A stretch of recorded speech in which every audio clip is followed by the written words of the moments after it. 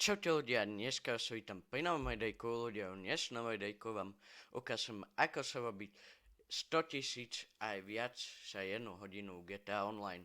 Ľudia, možno niektorí viete, že pridali joby do GTA Online, s ktorými sa dá sa robiť aj 100 až 200 000. Takže my sa vrhneme na video.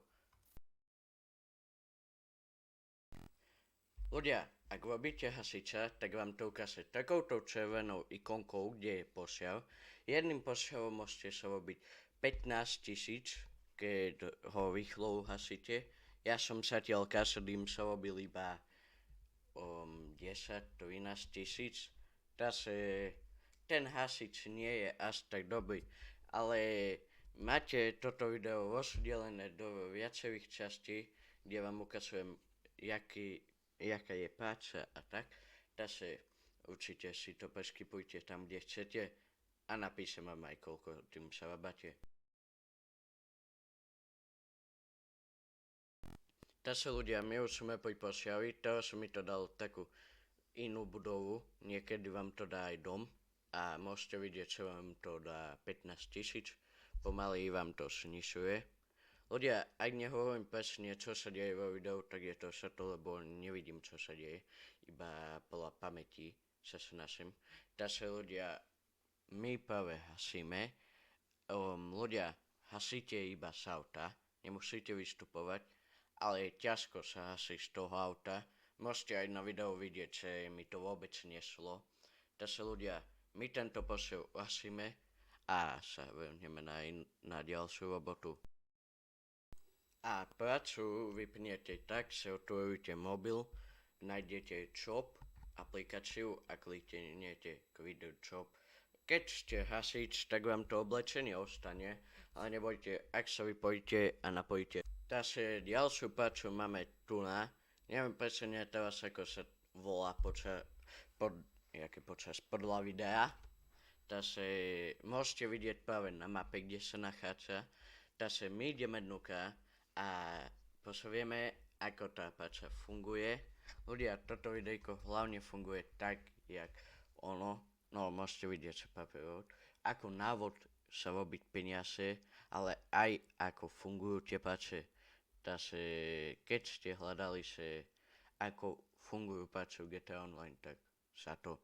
Vy tu vlastne iba rozvesate listy, vy ste postav ako keby.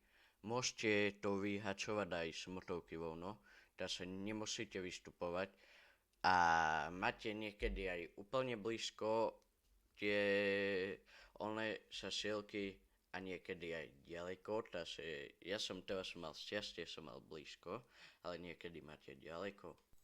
Takže už tu máme trochu lepšiu prácu, ktorou môžete sa robiť 35 000, čo nachádza sa dole v prístave, alebo ešte aj v meste jedna, taká podobná.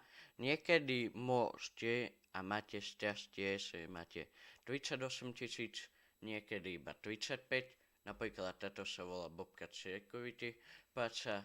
Ľudia, ale niekedy, keď nabúvate, tak vám to strhne peniaze, potom idú po vás nejakí typci, ktorí vás chcú zabiť a vy musíte utiecť. Takže táto práca je trochu náročnejšia, ale trvá maximálne 5 minút až 10.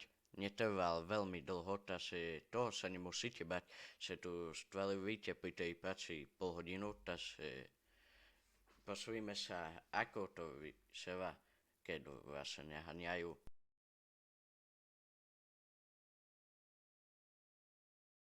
Takže ľudia, tu máme ďalšiu prácu, ktorej vo svasate asi lieky alebo neviem čo.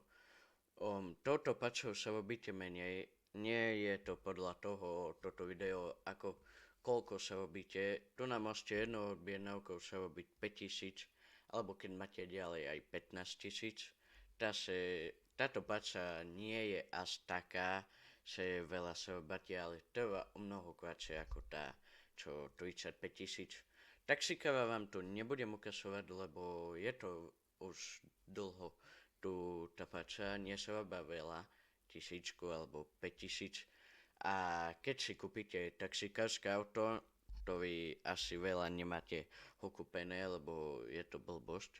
Savabate 5 až 6 tisíc, niekedy 7.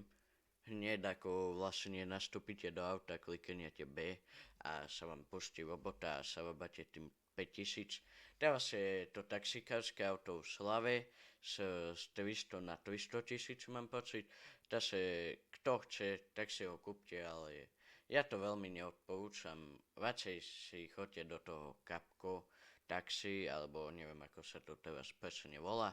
Radšej tam choďte a tam si soberte to auto, robte tú prácu hodinu alebo dve a budete takisto sa robať ako tam, keď si to kúpite. Neviem, tu nás veľa auto, zase toto bude koniec tohto videjka, ľudia, toto video nemá 8 minút, ale do tohto videjka nebudem dávať sa reálne ešte ďalej, lebo už by to bola blbosť. Aj tak to video bude mať podľa mňa veľa sliadnutí, takže cez bus autobus.